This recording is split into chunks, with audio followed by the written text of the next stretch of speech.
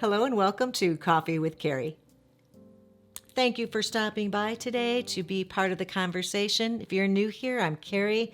I'm a matchmaker and a dating coach and the host of this here little show on YouTube.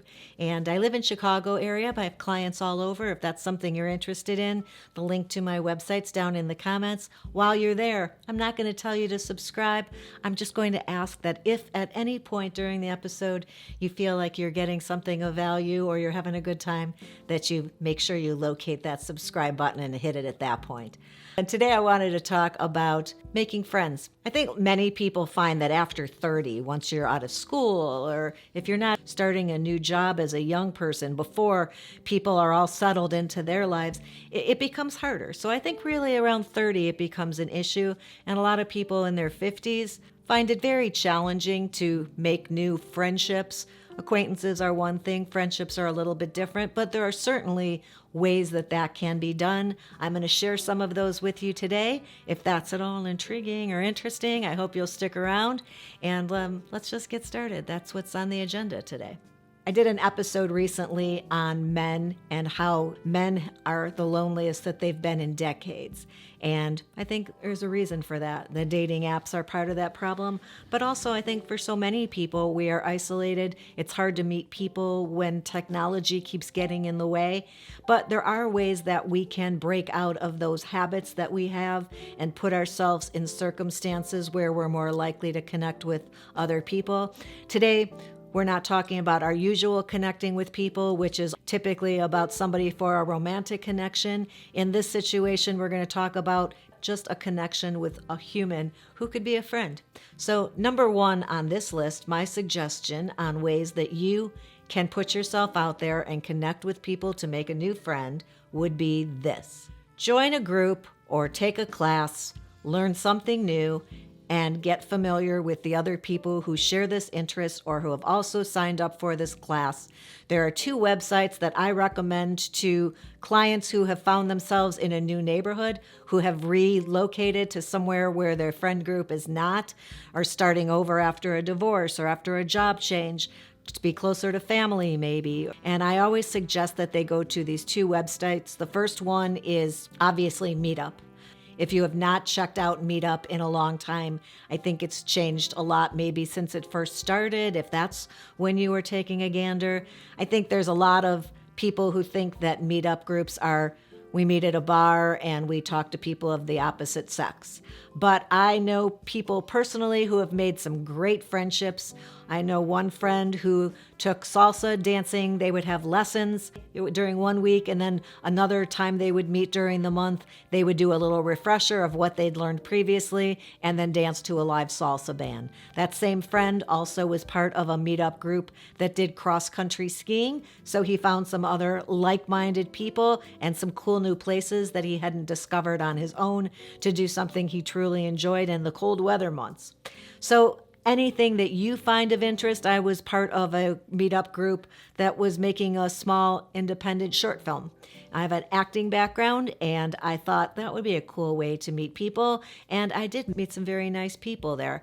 And my friend who was salsa dancing is still very good friends with many of the people he met from that group, so long-term friendships can be developed through meetup groups. The other website I talk about all the time is dabble.co. It's one I recommend, and I send out often the link to that. It's not dabble.com. That's something different altogether. But dabble.co has classes and experience type things you can do. I know I've used it to send a couple out who wanted to go rock climbing. It's discounted classes and discounted experiences through this website. You're able to get some values, some bargains at the same time that you're setting yourself up to make some new connections with people. Also, if you're taking a class, maybe through the local college or, athletic, you could take a self-defense class. Gosh, I really should have thought of this one ahead of time to give you some suggestions, but I didn't. I'm just thinking about some people I know, right? A cooking class, a kitchen skills class, photography, how to make Excel spreadsheets, continued learning, right? Somebody wanted a refresher on something that they did for their job, and it was an accounting class. at the local community college. Whatever is interesting to you really isn't even legwork anymore. You just have to Google this stuff to find out where there are classes by you. Taekwondo, Krav Maga, self-defense classes, lots of different places to meet people, but there is one thing you have to keep in mind if you're doing this class thing, which is that you need to go at least 3 times. Studies show that 3 times is the charm because it takes a while for people to warm up to one another, and you certainly want to feel out the group and know who you are most attracted to for a friend and have them feel comfortable around you where they would be willing to accept an invitation to get together outside of class. And just so you know, the most common and easiest way to invite somebody that's the least awkward to do something outside of class is to say we should grab coffee, or would you like to grab coffee after next week's class? To put a date on it is always better than leaving things wide open to let's do this sometime. If you want it to actually happen, make sure you get 3 classes in for sure to become better acquainted and suggest an actual time to grab coffee or tea or lunch, whatever works for you. Number 2, you knew I was going to say it, but you're talking to strangers. You got to do it. You got to get comfortable doing it so that you can do it when it means something to you, when you truly want to make a connection with somebody, whether it's somebody that you want to ask on a date that you're interested romantically, or you're interested in just grabbing coffee with somebody who looks like you might want to get to know more about them to see if they're a possible friend option. But talking to strangers, the more you do it, the more comfortable you become. I talked my own daughter into doing this when she moved out of state to a brand new area. She'd call me on the way to a grocery store and I'd say, keep your eyes peeled. Don't be on the phone with me while you're walking around. Look around to see if anybody looks interesting to you. And she has done that twice. She has approached somebody, and the best way to do this is to say, I know this is weird. If you acknowledge right away that it's awkward and weird and that you're not weird, it's just a weird situation, that seems to work best. But she said, I know this is weird, but I'm new in town and I'm, don't really have any friends here. I was wondering if you lived in the general area. You look like somebody maybe who would want to grab a cup of coffee with me. And that's really all it took. She did end up meeting 2 women that way, and they were both lovely, and she's still friends with them to this day. The other way she met somebody is super clever. It was not her that was clever in this regard. It was a couple that they had met. She and her husband were out hiking one day, and they were talking along the trails. They kept bumping into this couple. They stopped to chat for a while. They thought they were really nice, and they thought as the couple left and maybe went ahead or they left them behind, she and her husband thought, oh, we should have asked them to exchange numbers. They seemed like somebody we could, go out with and grab a bite on a weekend or, a Sunday afternoon something or other. And fortunately, when they got back to their car in the parking lot, the other couple had left a note on their car. They'd recognized it as their car because it had out-of-state license plates, and they left a note on the windshield that left their number behind on a piece of paper and said, we'd love to get together with you sometime. If you want to, here's our number. And that couple is somebody that they get together with all the time for hiking type activities, or, what's that called when people go to a place where they make wine and they taste wine and a beautiful, outdoorsy atmosphere? I don't know. I've never done it, but it's not really a wine tasting, which is what I was thinking, but they go to a vineyard or something and hang around and chit chat. And that worked out really well that this other couple had the wherewithal to leave their number behind. So it wasn't weird. They were happy that they'd left the number. They were thinking they should have asked for it themselves. So don't be afraid to put yourself out there and take that first step if somebody seems interesting to you. Number 3 would be events that come to your town, whether that's a farmer's market or a art fair or a music situation, any kind of festival, any place where people will gather and be in a good mood. You can go with a friend if that makes you more comfortable, certainly, but I challenge you that if you have that crutch of having your friend with you, that you make it a point to talk to 2 people that you don't know and put your phone away. Nobody's going to talk to you if you've got your nose buried in your phone, texting with somebody else to making you feel more secure or, feel grounded in a situation that's unfamiliar. Be bold, be brave, and talk to 2 people. You start a conversation about the event. If this event, let's say, is a craft fair, you can say, oh, I wish I had the talent to do some of that, whatever painting she's doing, or I wish I could do sculpture. I've always loved it.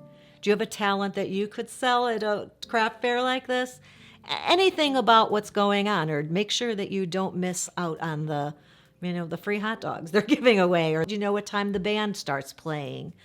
Anything that would open a conversation where you could get a little bit of intel on how this personality of this person and yours would vibe together. You have to take a chance, right? It's like my mother always told me when I was the new kid in school. They already have their friends. You have to be the one who's outgoing and let them know who you are to make friends. They don't need you, you need them. So put yourself out there. And I'm telling you now to do the same thing.